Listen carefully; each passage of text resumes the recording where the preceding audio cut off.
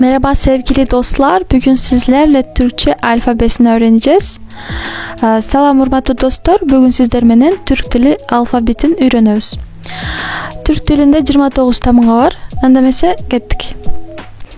A, B, C, Ç, D, E, F, G, yumuşak G, H, I, I, J, K, L, M, N, O, Ö, P, R, S, Ş, T, U, Ü, V, Y, Z.